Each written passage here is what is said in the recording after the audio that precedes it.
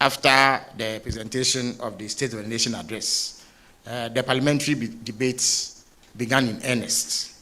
And I had cause to contribute to the debate in my capacity as MP for the good people of the Abu-Asebu-Kwamankesi constituency. I spoke about measures that were being taken by President Mahama to reduce non-essential government expenditure. And I highlighted the significant reduction in the size of government. No sooner had I finished than the MP for Damongo, the Honorable Samuel Abu Jinapor, take his turn.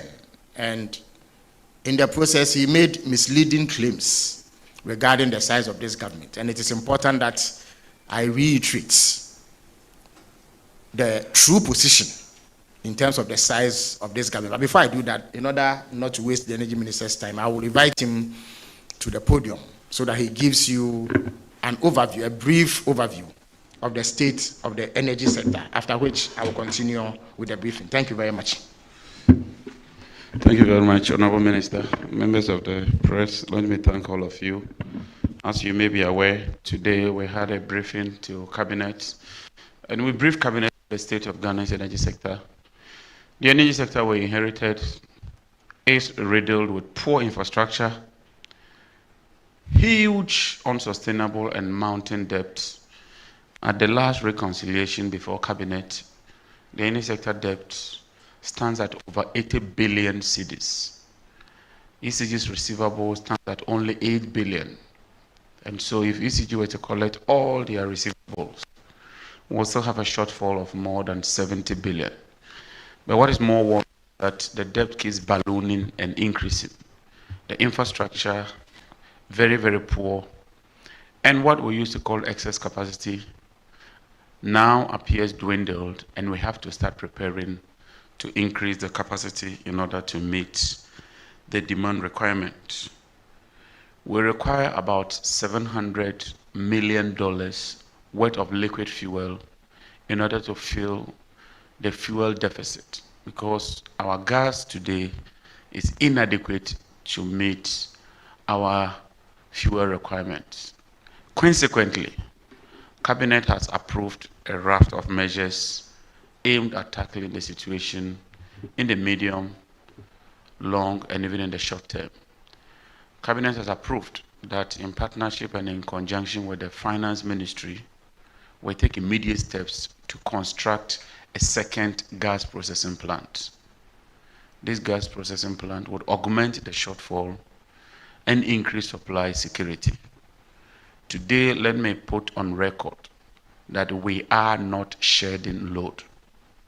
And so the demand by the minority and some people that we publish a load shedding timetable is mute.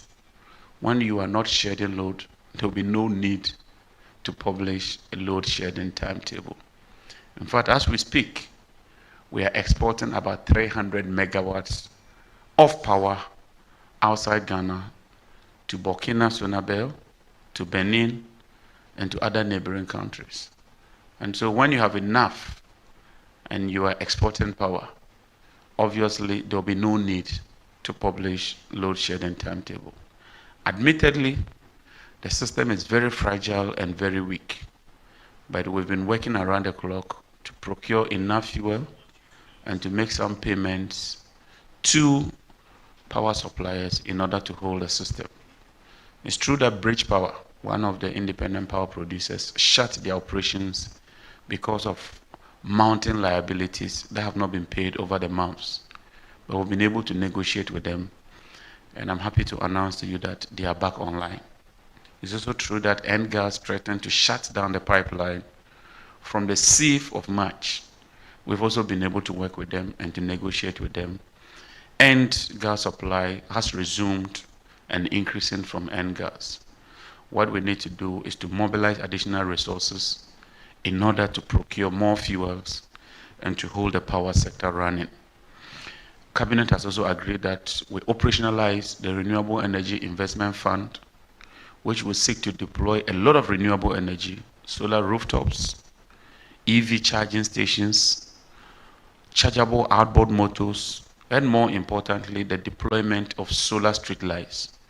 which would press or suppress the peak demand, thereby making huge savings so that we can continue to produce power. We are also to implement a raft of measures to contain expenditure within the energy sector, both petroleum and power. Consequently, we will be directing all the agencies to halt all kinds of expenditures that are not critical. And even those that are critical, they would need to seek permission before they proceed. The sector is bleeding and something must be done in order to curtail the bleeding.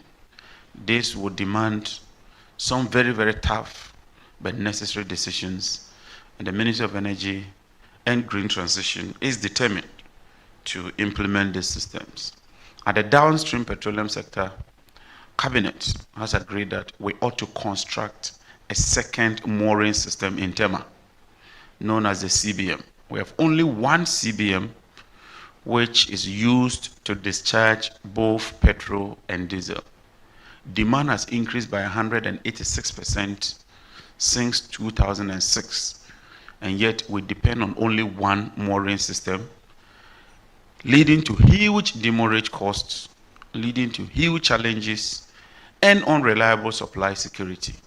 And so immediately, Cabinet has decided that we would construct the CBM. Whatever challenges that arise, both legal and financial, would engage all parties and address that. We'd also be constructing additional tankage in the west, that is around Takrady, so that we can have supply flexibility to serve the people of Ghana. Cabinet is also committed to ensuring that we involve private sector participation at the downstream distribution sector. Let me reiterate without equivocation that we have not taken a decision to sell ECG or NEDCO. ECG is supposed to collect over 2 billion. They collect only 1.5 billion, leaving a deficit of 500 million cedis every month. That sums up to about 6 billion per annum. That cannot continue. Government must do something about it, and we are determined to do something about it in partnership with local content-led private sector participation. And we think that that is the right way to go about it. It will be done in a competitive, transparent process, giving priority to Ghanaian entrepreneurs and Ghanaian businesses. And we believe that that would help tame the situation. These are some of the measures that have been considered at Cabinet. Additional measures will be taken, and when those measures are taken, we'll be more than willing to brief you. Thank you very much, ladies and gentlemen. No question. If you have any questions, please straightforward. Madam.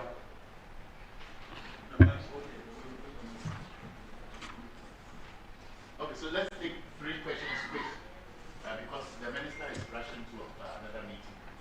Otherwise, we have one and we move on. Thank you. I know that the actual gas processing plant, when it was completed, was to produce about half of the gas that government will need to power the thermal plants. And that will automatically, or was expected to automatically reduce the import of light fuel to power the thermal plants. Now, what has happened to the actual gas processing plant? Need $700 million, to procure light crude fuel to power the thermal plant. Thank you. Is that all the questions? So I just take them once. Regarding the debt of ECG, what is government doing to address those debts, especially and the other SOEs? Is that all? Then I want to take it once.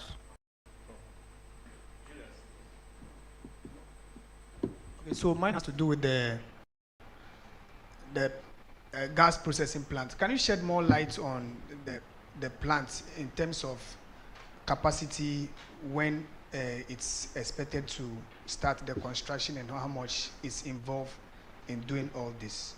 Thank you. Okay. So the Atobo gas processing plant can generate about 100 mm SCAF. ENI can generate about 235 SCF, and then Nigerian gas can move up to about 100. But because of increased demand, you still have a shortfall of about 100 SCF. And so it's not as if all these plants are not producing. They are producing, but because demand is increasing, it means that consumption of supply is also increasing. And as you bring on more supply and thermal complementation, you will require some additional gas. And that is why there is that shortfall. So clearly, there is the need to immediately construct a second gas processing plant because we have stranded gas. Gas is much more cheaper than liquid fuel. If you use liquid fuel, it will cost you 3 times as compared to gas. And gas is more efficient, it generates better power, it promotes longevity of the plants, and is much more reliable. And so that is why we are doing everything we can to achieve a gas to power era. In September, the ENI plant was shut down, which means that we'll be losing about 240 SCF of gas. If nothing is done, it can lead to a potentially 1,300 megawatts of a deficit in power generation. And so we are working around the clock to mitigate that impact. September is a major challenge for this country. It's so short. Energy sector investment takes a long time to come to fruition or realization. But we are still working around the clock. Just like we're able to hold the system in March when the West African gas pipeline was shut, we are working around the clock and we would brief everybody along the line. In terms of timelines, we are determined to work around 1 year, 6 or 8 months. Normally it takes more than 2 years, but we want to bridge the process and fast track it so that we can achieve full operation within the shortest possible time. Is there any other question? The what? The ECG debt. Yes, we've been discussing with Ministry of Finance. Ministry of Finance has made some provision in the budget to address some portion of the debt, but we'll continue to negotiate with all the agency and stakeholder players so that eventually we can deal with this debt. Thank you. God bless us.